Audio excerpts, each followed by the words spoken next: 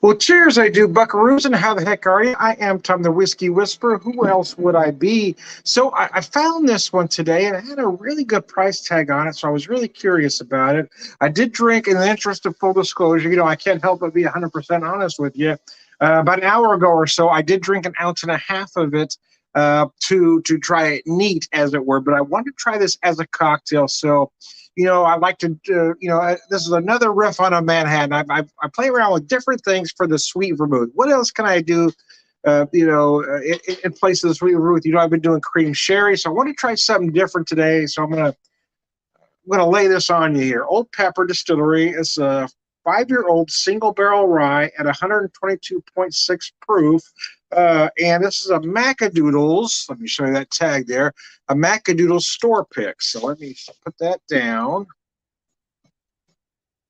So I've got 3 ounces of the whiskey. I'm using cherry bitters, but here's what I did in place of a sweet vermouth. I added 1 ounce of this Kiltoy Celtic Goddess. It's an 18% dessert wine. I looked online to find some additional information on it to see if it's more like a port or a fortified wine, and I couldn't. So I'm not sure. I'm going to assume it is, but I don't know. At 18%, I assume it's fortified, but I don't know that to be a fact. It does have sherry-like qualities to it, I will say, but it does make my drink a little bit on the pink side. Let me show you.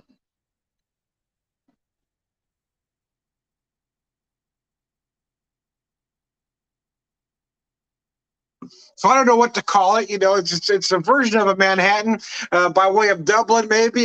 Kiltoy being an Irish-themed winery here in Missouri. Oronago, I believe, is how you pronounce the town. It's just north of Joplin. I got some music playing in the background, if you can hear it. Mostly local artists that have given me permission to play their tunes, I should say. So yeah, I want to have a Manhattan, but I didn't want to have a Manhattan, right? I wanted it to be a little bit different. I was looking for different rye cocktails. That's actually what I was looking for. I wanted to do something a little bit different. I wasn't quite finding exactly what I was. It seemed like I was missing an ingredient. A lot of them call for, some called for an orange liqueur. Some called for Campari, some called for this, some called for that. And I wanted to only work with what I had. So this is what I came up with. I wanted to use this. That wine is just gorgeous. I had a glass last night.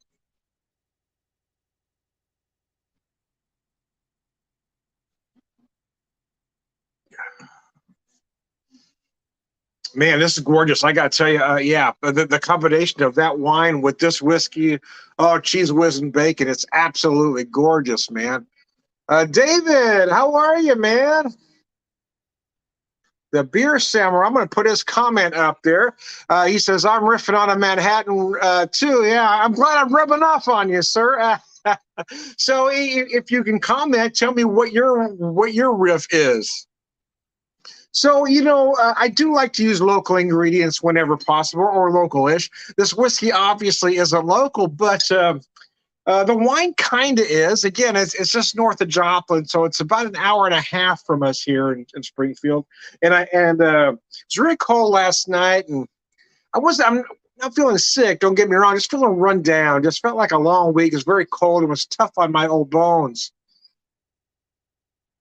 So I popped it last night. My wife and I I had 2 glasses. She had 1. I really liked it. I kind of went overboard, but anyway, I just wanted to use an ounce. I didn't want to use a lot of it because I want to make sure my wife gets some of that. But because I'm a glass ahead, you see. So I use Smoke Wagon Uncut Unfiltered Straight Bourbon Whiskey. Oh, very nice. I haven't had that one yet. I haven't had that one, so I've got to find it.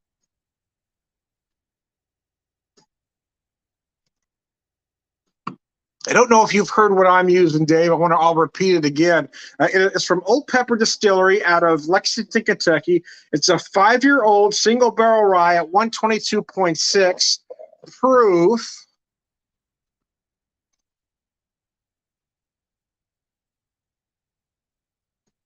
Oh, let me see. Then he then added Oh, added coffee liqueur instead of vermouth and chocolate bit. Now that sounds interesting. There you go. Look at you. I don't have chocolate bitters, and I didn't see them at my store. Now I've got to find something else. I've got black walnut. I've got cherry. I've got orange. I've got traditional Angostura. I don't have chocolate though. Darn it. I got to give me some more bitters, man. The funny thing is, it's amazing how just changing the bitters can change the drink completely. So I'm using cherry bitters in this one. I thought that I thought the black walnut might overpower some of the notes that I'm adding with the wine in place of the sweet vermouth. So I used the cherry bitters. I was kind of going for sort of or trying to invent, if you will, sort of maybe a Valentine's cocktail. And it does have a bit of a pink hue, if you can see that there.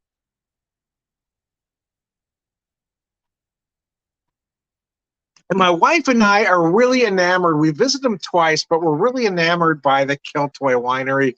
We like their stuff a lot, but it's more than that, right? Being of Irish ancestry, we love the theme, and we've always had good service there. Uh, Bit of a chill in them. There we go. Let me post your comment up there, sir. Well, I'm glad you're having a good Friday. Thanks for tuning in to me. I've tried something different, sending this to my Whiskey Whisperer site. I keep learning something new. I haven't quite figured out all the ins and outs of StreamYard yet. And Jersey Johnny said he was going to give me some tutelage, but we haven't got there yet. So I'm trying to figure this stuff out on my own.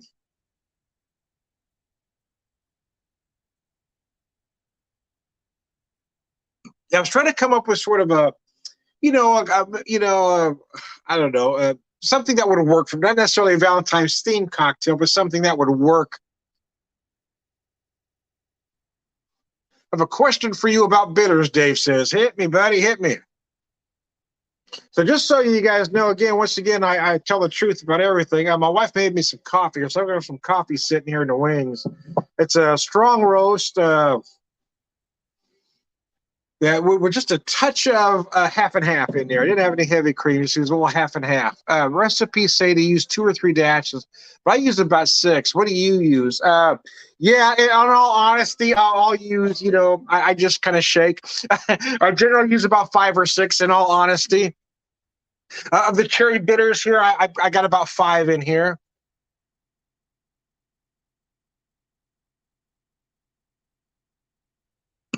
Yeah, most of them say 2 or 3 dashes. No, we ain't doing that. Yeah, I probably do 4 to 6, but usually 5 or 6 for the most part.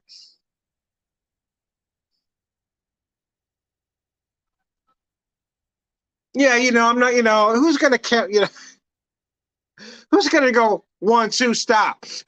I just go like this, just like I'm shaking pepper on my gravy. It's like I'm shaking pepper on the gravy, baby. Anyway, I'm gonna take a drink of coffee here. Here's my mother's cup.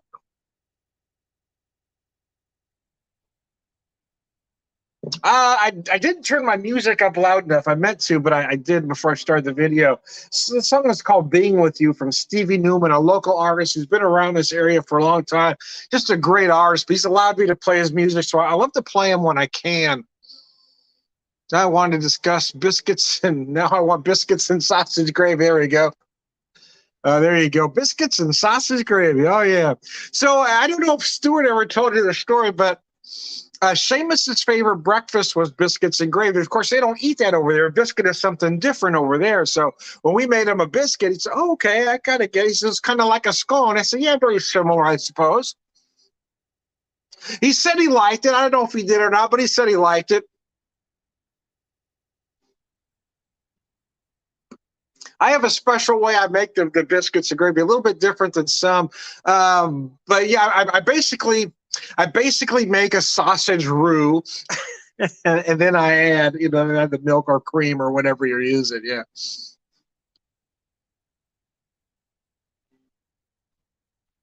But yeah, it contains a lot of butter. My sausage gravy does. And a lot of folks have remarked, "Oh man, that is very rich. That gravy is incredible." Yeah, it'll kill you though. It'll kill you.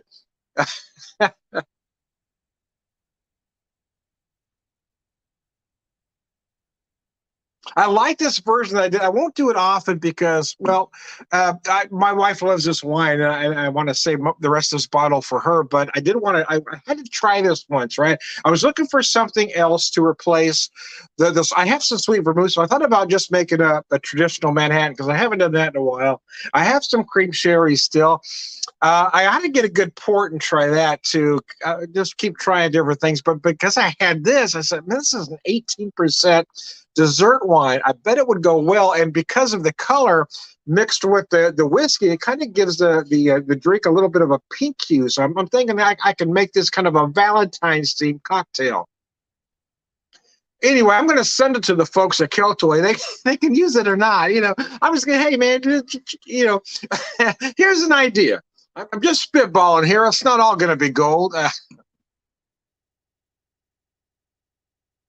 Yeah, what I do basically is I brown my sausage, then I chuck an obscene amount of butter in. Yeah, I don't quite get it to brown, but I get it very close because I want those flavors to produce, and then I add the flour and I cook that down a little bit, and then I add the liquid to it. It just makes a very rich and tasty gravy. But you've got to use a good sausage. Don't use a cheap greasy sausage. Don't use Jimmy Dean. Use something good. I like to buy local. I've got a good butcher up the road here, so I like to get a very good sausage. Even a Hy-Vee store sausage is pretty good.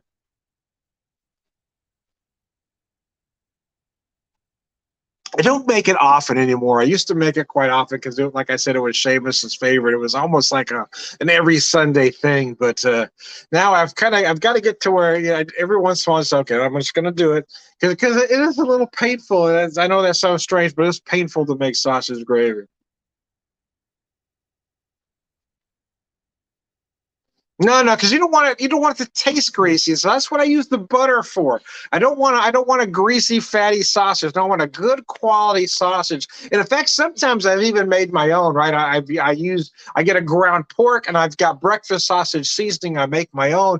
So I know the sausage itself is very lean and not going to leave any fat. So I add again that obscene amount of butter. Right?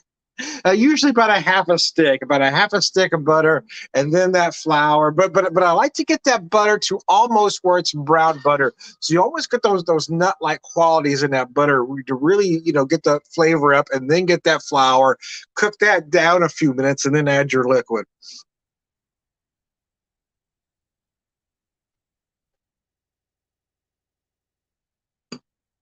I'm all about the quality of the sausage, man, and I love to make my own. I love to just have a good ground pork and then add my own because I've got a good breakfast sausage seasoning mix. So I do that and kind of make my own. It's very good. Anyway, I've kind of got off the subject. We were talking about cocktails, were we not? I don't know how we got from a Manhattan to sausage gravy, but I will guarantee you that only you and I could ever have gone. Only you and I could have taken this conversation from cocktails to sausage gravy. There's nobody else that would have been watching me that would have talked about sausage gravy. Anyway, again, yet another reason why I don't call my shows beer reviews or whiskey reviews, because we're just having a conversation, man. We just talking. We just talking. Hey, next Saturday is National Pisco Sour Day. Oh my goodness. Okay, so do we got plans? What have we got planned for Pisco Sour Day?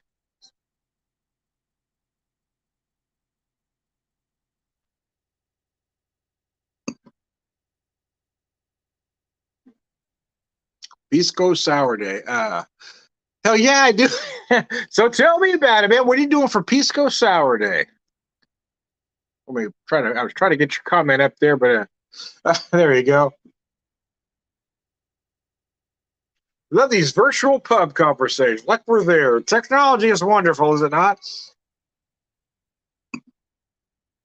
Now I've got some Popsicle Rebels playing. I wish I had that crank just a little bit louder so you could hear it. Got me some Pisco, and I'll make some Pisco soda. Okay. All right. I guess that's obvious. I should have come to that conclusion myself. Tom, you probably should have. You probably should. Oh, nee.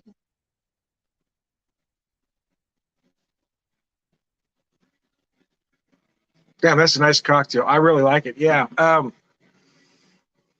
This winery is only about an hour and a half from us, and we bought two bottles last time we were up there. But I think I'll, next time we make a run up there, and hopefully it won't be too long from now, I will pick up some more because I'm thinking of other cocktail ideas I could do using this particular wine in place of something else. So there we go. Pisco simple syrup, lemon juice, egg white, and a with a true with truly a dash of bitters. Okay, just a dash. Okay. So what is your bitter of choice then for the pisco sour?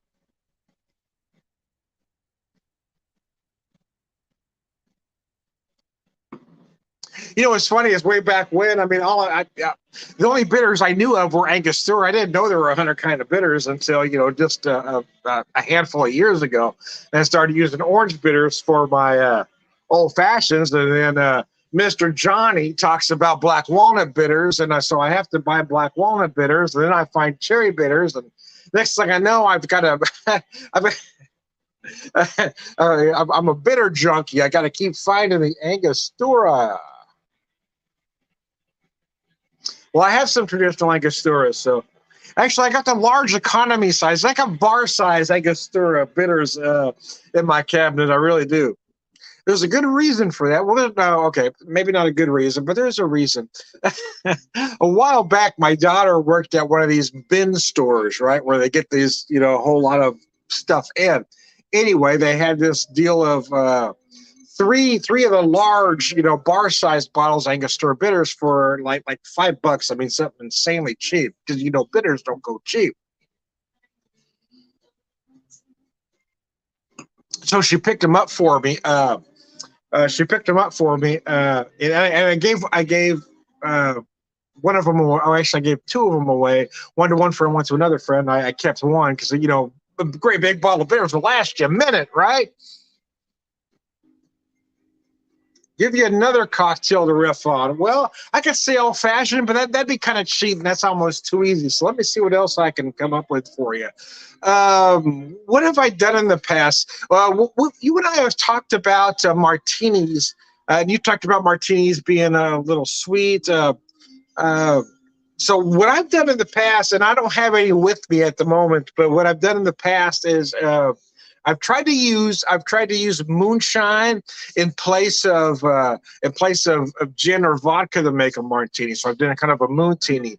But years ago, I did this thing I called a dirty bird, which was basically a dirty martini, but I used wild turkey in place. Again, wild turkey was the alcohol. So I used wild turkey, and then of course being the dirty martini, a little bit of olive juice and the olives.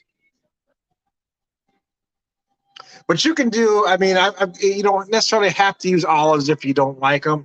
I do. I love olives, and right now I've got some blue cheese olives in there that my wife picked up for me. So that might be my next cocktail this evening. I'm going to find a version of a martini to trot out. And I do have dry vermouth, but usually I don't use dry vermouth if I'm doing a dirty. And I really love a dirty martini. There you go. Okay. We might have to talk later. I'm off to pop on a little bit later. You can tell me what you did.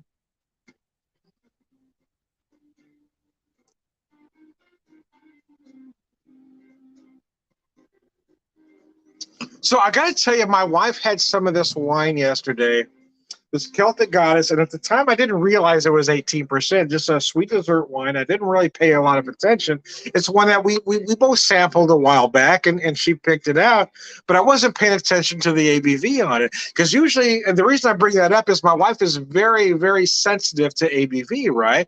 Because the things I don't taste alcohol, and she will right away. But she when I realized what the ABV on that wine, I asked her, "How you like that wine?" "Oh, I really like it." Okay. I said, baby, that's 18%. So, yeah, I mean, the reason I bring that up and kind of went a long way around the barn to say the story is that that's how well put together this particular wine is, that somebody is so sensitive to ABV did not pick out that this was a high ABV wine.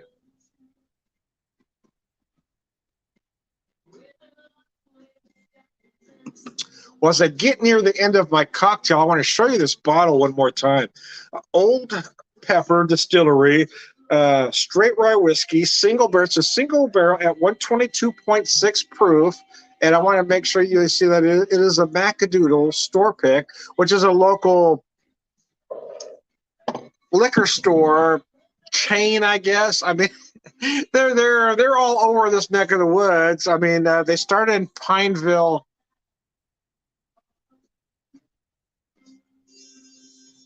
There's one in Joplin. There's two here in Springfield. There's one in Republic. They're just a great little liquor store chain. So, anyways, I digress as I take a drink of coffee here. I was getting ready to start the video.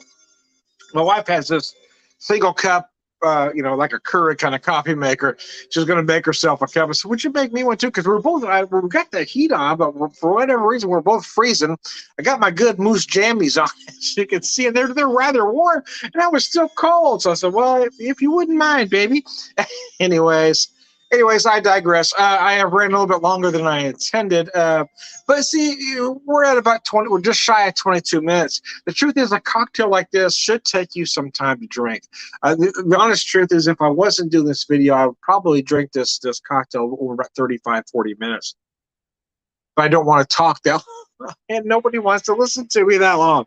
So anyway, I am Tom the Whiskey Whisperer, Whiskey Evangelist, prolific whiskey drinker, purveyor of wisdom, man.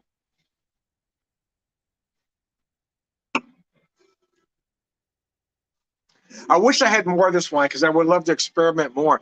But I want to save the rest of this bottle for my wife. One more time with feeling, I am Tom the Whiskey Whisperer, Whiskey Evangelist, prolific whiskey drinker, purveyor of wisdom, all around good guy. Hey, and thanks to my friend, the beer samurai, or tonight, the cocktail samurai, maybe, for having some banter back and forth. One more time with feeling, whiskey whisper, all around good guy, lunch.